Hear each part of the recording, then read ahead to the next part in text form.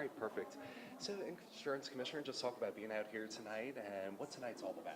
Yeah, part of what we're doing right now is traveling the state and letting the citizens of Louisiana know some of the reform that we were able to pass through the legislature this past session, specifically to property reform, and also a listening tour, to make sure that we're hearing the concerns of our fellow citizens.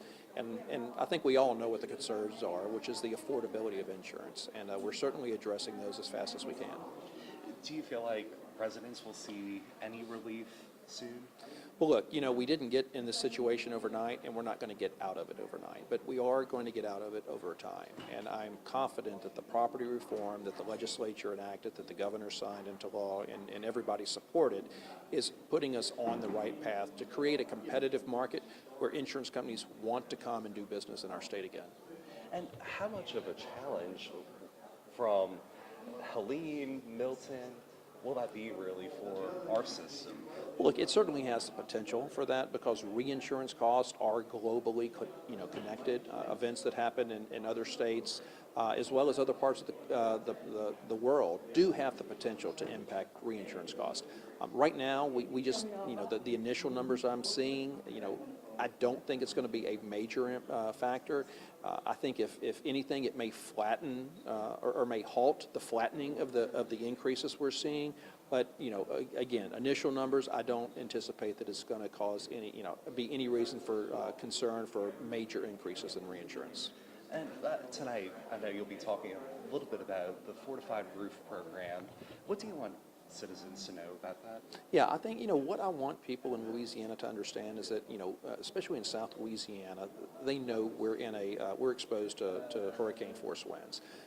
Part of the success of Louisiana on a go-forward basis, making our communities more insurable, is building more resilient homes. And the fortified roof is a first step toward that. The fortified roof, it works.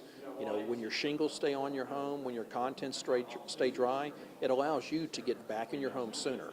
Once utilities are turned back on and you're being cleared, it's safe to go back, people can get back in their homes. And when people get back in their homes faster, the community benefits from that. I like to say that the community, an insured community is a resilient community.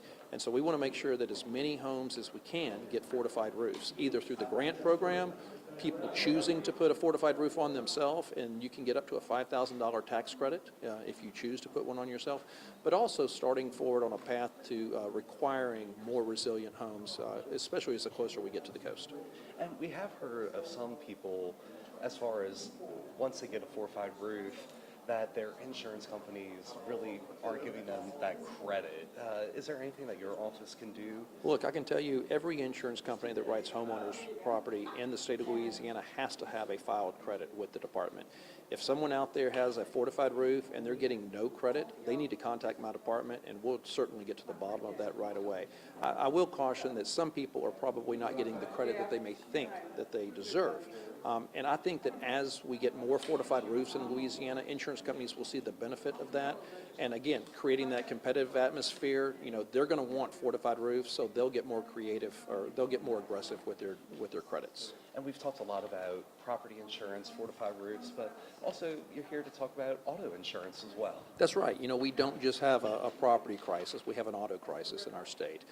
And the legislature is certainly working toward getting to the bottom of that. They've held 4 meetings over the last 4 months focused on what are the cost drivers for excessive auto premiums in our state. And I'm looking forward to the next several meetings we're having so that we can get to that, we can get to the bottom of that and create some legislative solutions to address the crisis. Is there anything else that you'd like to add that we may have missed? Well, I just think that, I'm certainly aware of the crisis and how it's negatively impacting people's pocketbooks, whether it's you as an individual, your family's budget, or businesses, the way that they're looking at this crisis. And so that's why, I am focused on bringing resolution or bringing solutions to this crisis so that people can keep more of their money in their pockets and not sending it to insurance companies.